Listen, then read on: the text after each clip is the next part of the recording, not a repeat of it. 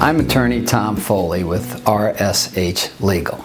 Let's talk today about what is considered harassment in Iowa. Not all rude, obnoxious, or even nasty things a coworker or supervisor might say or do are grounds for bringing an harassment claim. There are no state or federal general anti-bullying or harassment laws. Even if your employer has internal policies that prohibit bullying or harassment, that alone will not give you the legal right to bring a claim. Both Iowa and federal law protect specific groups of individuals from harassment in the workplace. To have a legal claim for harassment, the harassment must be related to you being a member of one or more of these protected groups. As an employee, you may fall into one of these protected groups based on your age, race or skin color, sex, gender identity, sexual orientation, pregnancy, disability, nationality, or religion. If you are facing unwelcome remarks or conduct at work that targets you specifically because you belong to one of these protected groups, then you may have the basis for an Iowa harassment lawsuit. If the harassment is not specifically because you belong to one of these groups, it is unlikely you have a claim.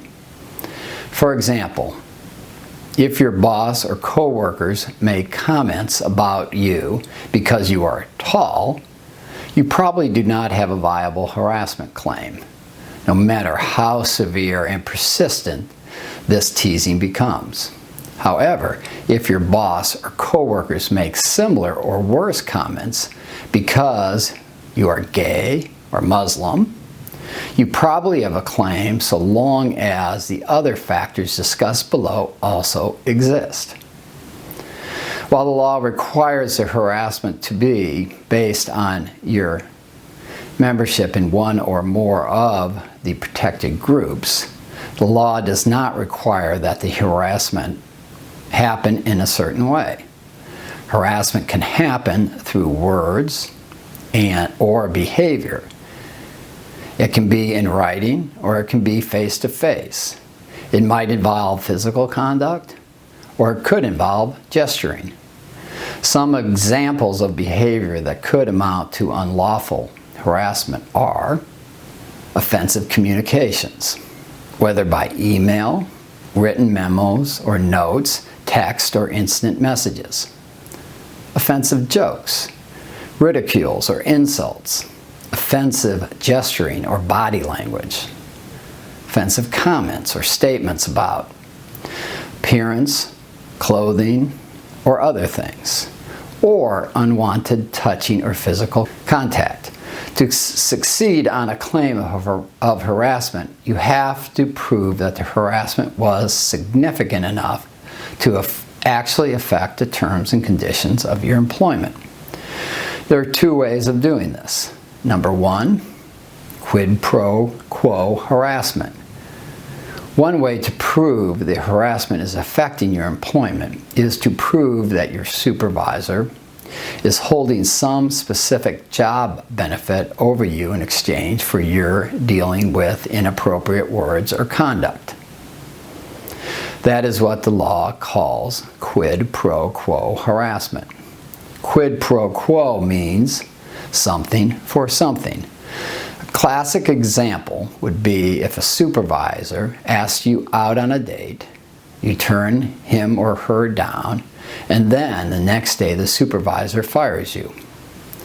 Or your supervisor tells you that he will give you a promotion if you sleep with him. And when you refuse, the supervisor gives a position to another employee. Getting fired is the most extreme example of quid pro quo sexual harassment. Other negative actions taken against you can also be grounds for quid pro quo harassment.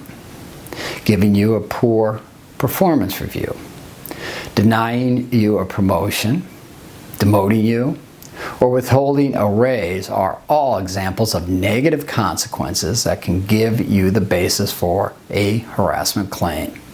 Number 2, hostile work environment harassment.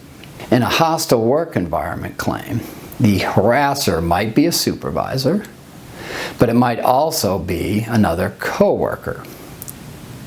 In this kind of claim, no one is specifically holding your job, your pay, a promotion, or other job benefit over you. Instead, they are engaging in harassing behavior that is tied to a protected classification, and the conduct is severe or pervasive enough to create a hostile work environment. The classic example of a hostile work environment is one where male employees repeatedly tell lewd jokes, discuss their sex life, or make comments about the appearance or anatomy of female employees that the female employees find offensive.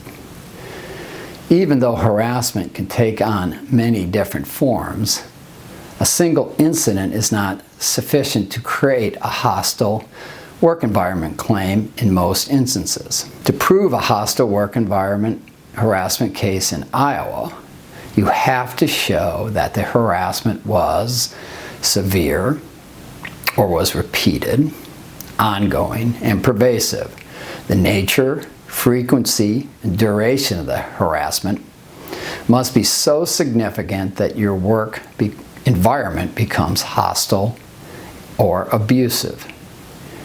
If you have further questions about whether you have a workplace harassment claim, contact RSH Legal today at 1-800-433-0283.